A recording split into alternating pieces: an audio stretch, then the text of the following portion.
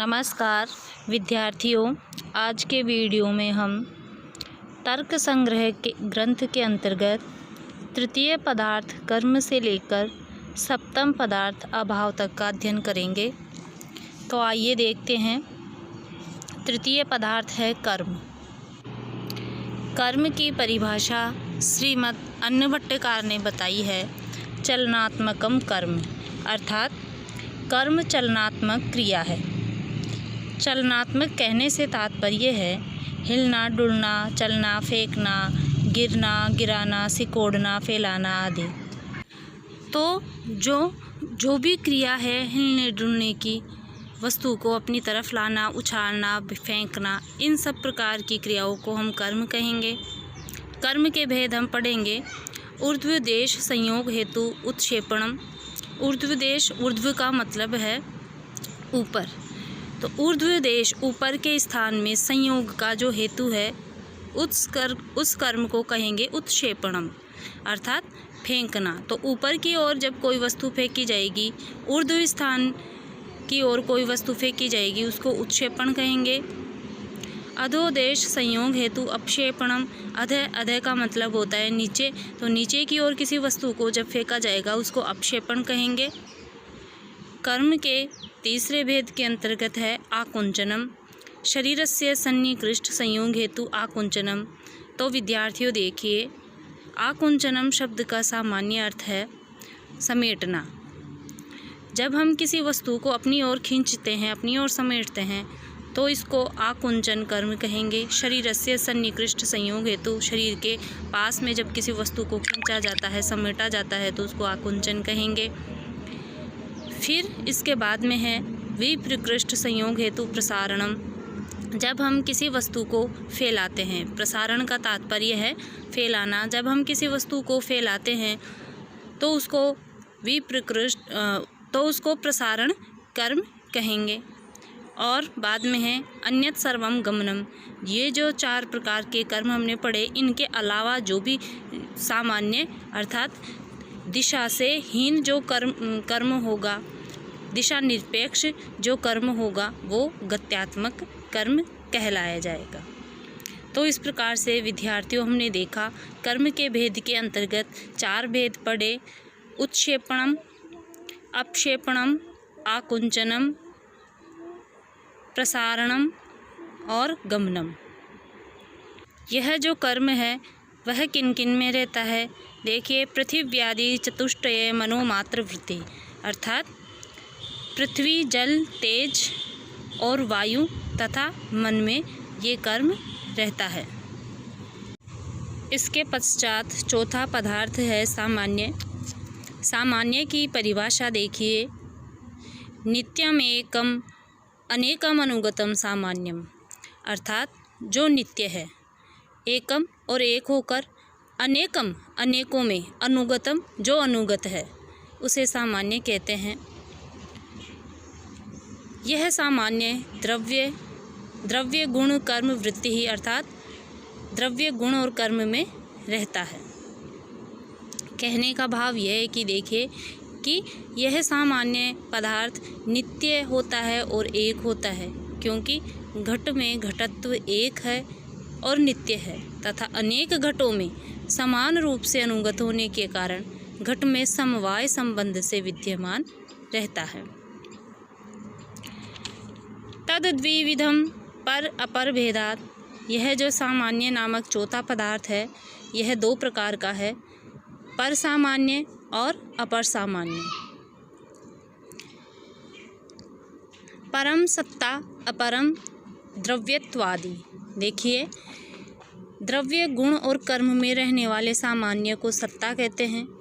अधिक देश में रहने से उसे पर सामान्य कहते हैं, तथा अल्प देश में रहने वाला द्रव्यत्व आदि अपर सामान्य कहलाता है। आगे है पांचवा पदार्थ विशेष।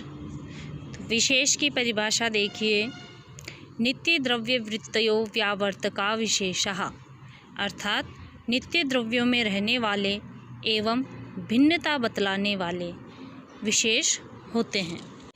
यहाँ पर व्यावर्तक जो शब्द आया है उसका भेद है कि जो भेद प्रतीति कराने में सक्षम हो वह विशेष होता है। अब है छठा पदार्थ समवाय। समवाय की परिभाषा है नित्य संबंध समवाय है। नित्य संबंध को समवाय कहते हैं। अयुत सिद्ध वृत्ति ही, यह अयुत सिद्ध अर्थात परस्पर अविनाशभूत वस्तुओं में रहता है।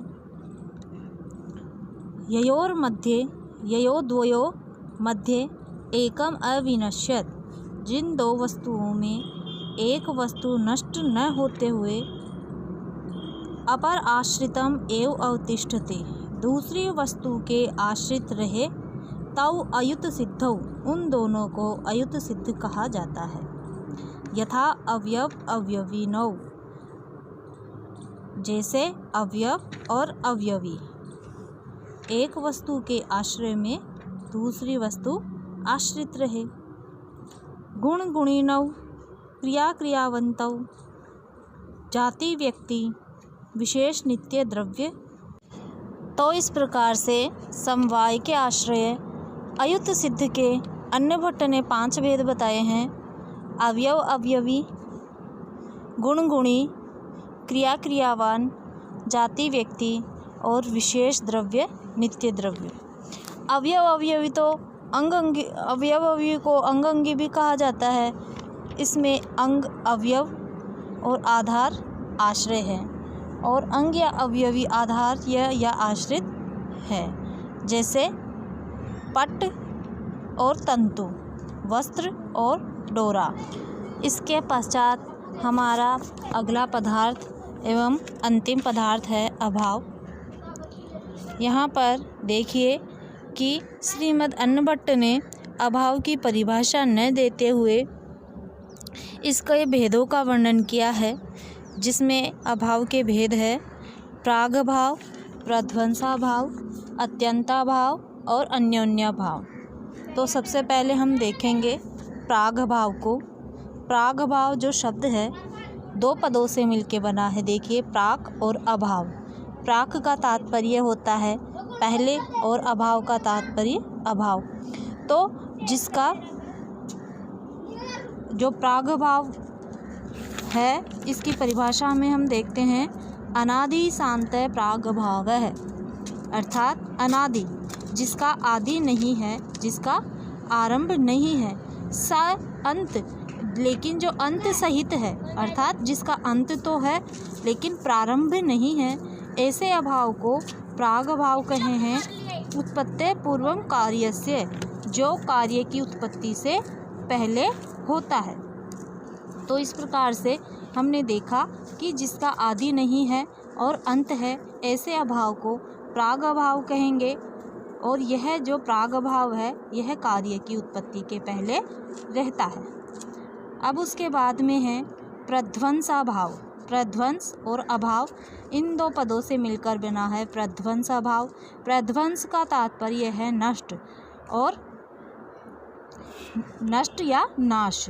तो प्रध्वंसाभाव की परिभाषा है साधिरनन्तः प्रध्वंस है। साधि अर्थात जिसका आरंभ या आदि तो है लेकिन अनंत है, लेकिन जिसका अंत नहीं है, उसको प्रध्वंसाभाव कहे हैं। वह कार्य की उत्पत्ति के बाद होता है। तो इस प्रकार से प्रध्वंसाभाव हुआ। यहाँ पर देखिए विद्यार्थियों, हम प्रागभाव और प्रध्वंसाभाव को उदाहरण से समझते हैं। जैसे पहले देखते हैं प्रागभाव को, कि वस्तु का वह अभाव प्रागभाव कहलाता है जो अनादि होता है तथा वस्तु की उत्पत्ति के पूर्व रहता है, अतः अनादि है और उस वस्तु के उत्पन्न होते ही नष्ट हो जाता है, अतः शांत अर्थात अंत सहित है। जैसे आज प्रातः 9 बजे जो घट बना, घट अर्थात घड़ा बना, उसका 9 बजे से पूर्व प्रागभाव था।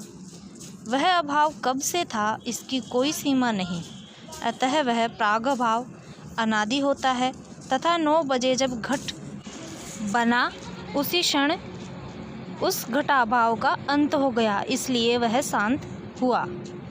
इस प्रकार कार्य अर्थात वस्तु की उत्पत्ति से पूर्व रहने वाला उस वस्तु का अभाव प्रागभाव होता है।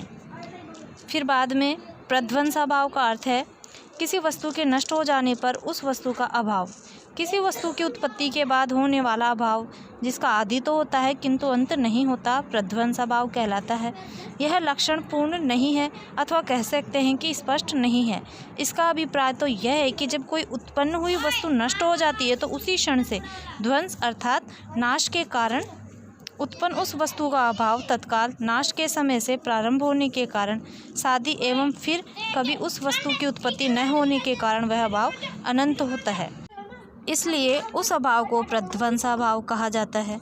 जैसे घट का नाश होते ही प्रध्वंसाभाव उत्पन्न हो जाता है और अनंत काल तक रहता है, क्योंकि पुनः उस घट का निर्माण नहीं हो सकता। अतः ध्वंस से उत्पन्न होने के कारण यह प्रध्वंसाभाव होता है। उसके पश्चात तीसरा भाव है अत्यंताभाव। अत्यंताभाव की परिभाषा देखिए कि त्रैकालिक संसर्गावच्छिन्न प्रतियोगिता को अत्यंताभाव है, अर्थात त्रिकालिक तीनों कालों में होने वाला संसर्ग अथवा संबंध से युक्त अभाव वाला अत्यंताभाव होता है। जैसे पृथ्वी पर घड़ा नहीं है, भूतले घटो नास्ति, पृथ्वी पर घड़ा नहीं है। इसी बात को ऐसे भी कह सकते हैं कि अत्यंताभाव वह अभाव होता है जो तीनों कालों में रहे, जैसे वायु में रूप का त्रैकालिक अभाव होता है। आगे है अन्योन्याभाव। तादात्म्य संबंधावच्छिन्न प्रतियोगिता को अन्योन्यो भाव है, यथा घटः पटो न भवति इति, अर्थात तादात्म्य संबंध से युक्त अभाव वाला अन्योन्य भाव होता है। जैसे घड़ा वस्त्र नहीं है या घड़ा वस्त्र नहीं होता है। देखिए, तादात्म्य संबंध का अर्थ है अभेद संबंध। दो पदार्थों के तादात्म्य संबंध का अभाव अन्योन्य भाव होता है। जैसे घट पटो न भवति, अर्थात घड़ा वस्त्र नहीं है। इस उदाहरण में घट में पट स्वरूप का अभाव प्रतिपादित किया गया है। घट में घट स्वरूप का ही तादात्म्य संबंध होता है। घट में पट का तादात्म्य संबंध से अभाव है। इस अभाव का प्रतियोगी पट है। अतः अन्योन्य भाव एक दूसरी वस्तु के प्रति सापेक्ष अभाव वाला होता है।